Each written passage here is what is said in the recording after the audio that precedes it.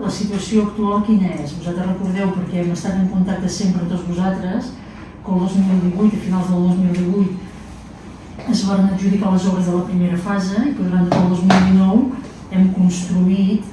tot el que englobava aquesta primera fase. De tal manera que avui està en ple funcionament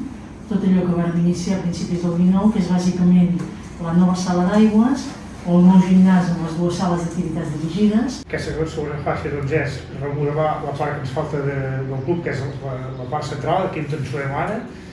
I la veritat és que hem estat tots aquests dies,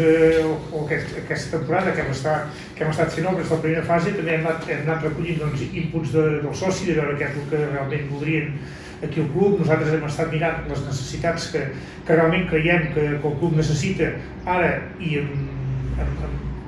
vista a propers anys. I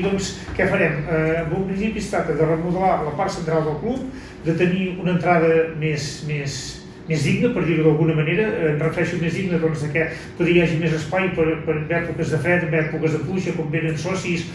pares que venen a buscar berenar, que tinguin una mica més d'espai.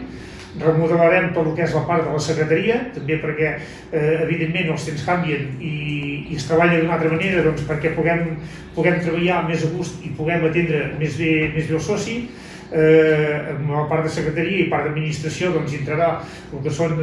despatxos de gerència, despatxos de presidència. De fet, iniciem amb la publicació de les bases, que ha començat ja,